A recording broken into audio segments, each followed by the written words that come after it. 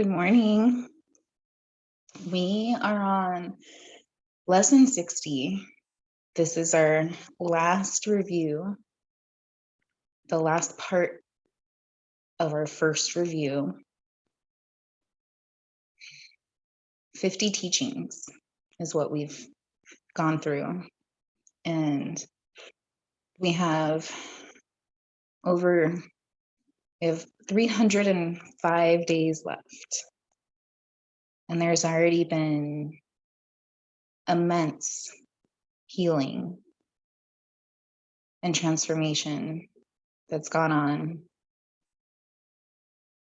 And I am so proud of everybody. Thank you for joining me on this journey. Those of you who are here, I'm grateful. So, lesson 60. These ideas are for today's review. 1, God is the love in which I forgive. God does not forgive because he has never condemned. The blameless cannot blame, and those who have accepted their innocence see nothing to forgive. Yet forgiveness is the means by which I will recognize my innocence. It is the reflection of God's love on earth. It will bring me near enough to heaven that the love of God can reach down to me and raise me up to him. 2, God is the strength in which I trust.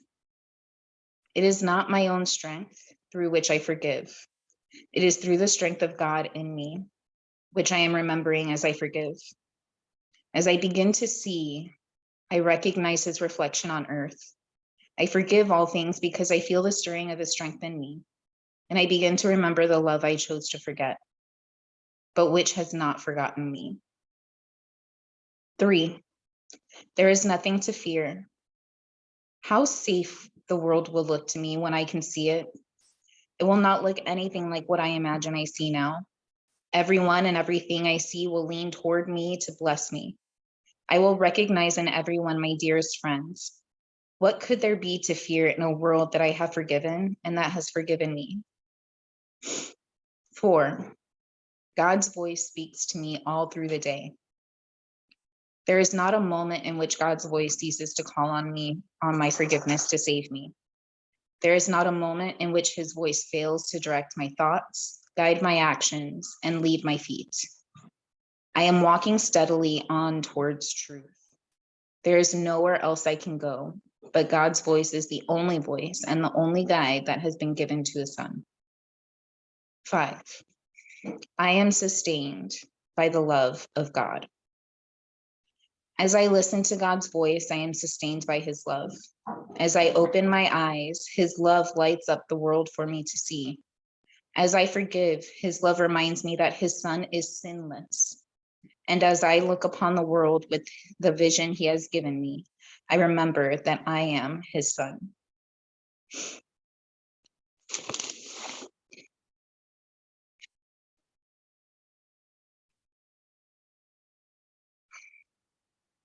There's been a lot of unlearning, learning, releasing, receiving, letting go, opening up. And sometimes it's hard to make sense of it all. This is where that surrender comes in, because it's not made to make sense. Making sense is the human brain, not the mind of the universe, the mind of spirit. Doesn't make sense to my human brain because my thoughts and beliefs and everything that I've clung to for so long don't allow for it to make sense.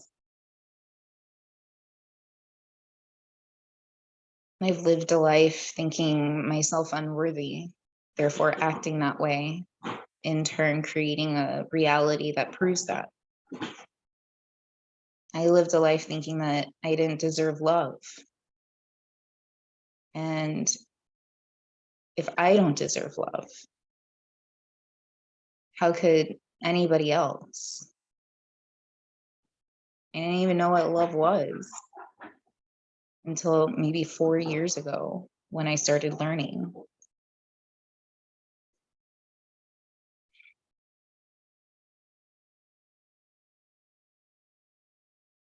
And throughout this journey, I find myself still questioning sometimes. Is this real? Is there really nothing to fear?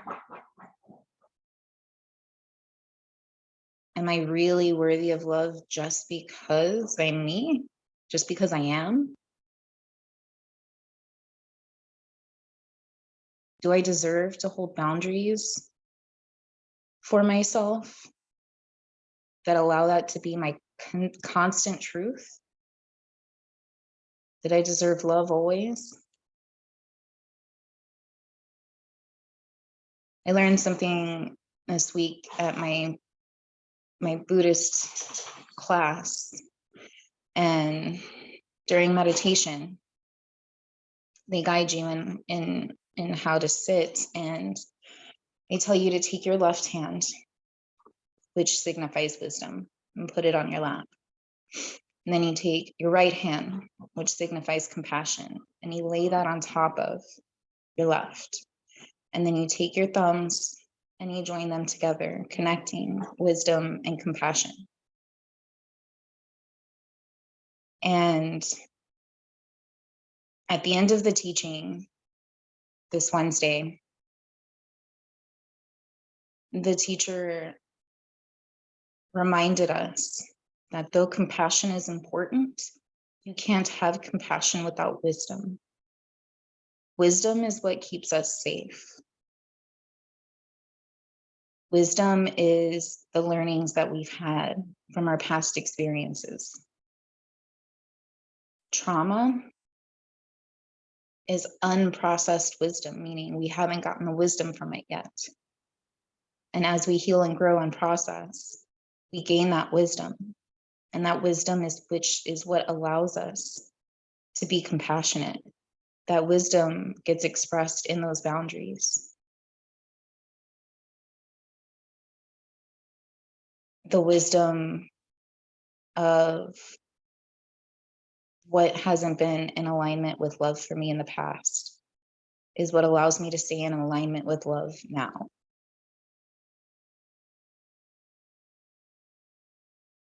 Realizing that I am worthy and that sharing myself intimately and deeply is sacred, and it's deserving of being treated that way, so I should. And that's what that looks like, is holding those boundaries to where I share myself in deep, intimate ways with people that align with that,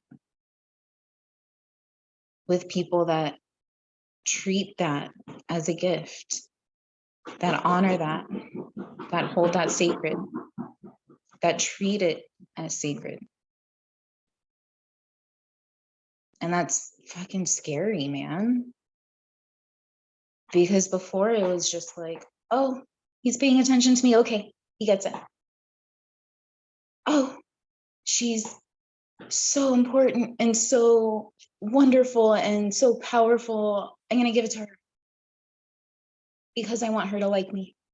I want her to see me. I want him to see me as strong and powerful. And I was using my sacred intimacy, my sacred vulnerability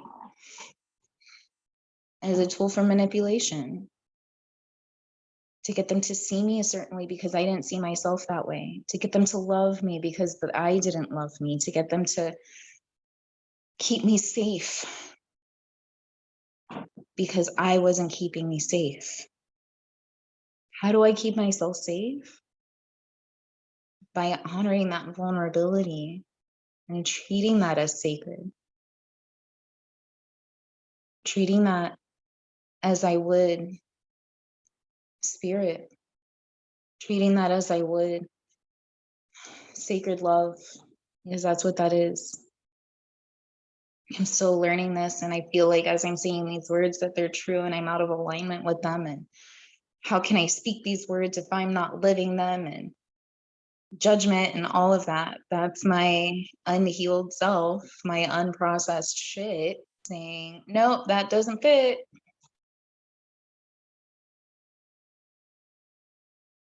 And this is where I always come back to. It's a practice. We learn, we grow. Sometimes that means we learn what alignment is by being out of alignment. You learn what love is by experiencing what love is not. And it doesn't always look that way, but sometimes it does. And with these lessons, I am able to remember that spirit is the love in which I forgive. Spirit is the strength in which I trust. There is nothing to fear. Spirit's voice speaks to me all through the day, and I am sustained by the love of sacred spirit. Super simple. My human brain needs to stop making it so difficult and confusing. All right, my loves, enjoy day 60. I'll see you tomorrow.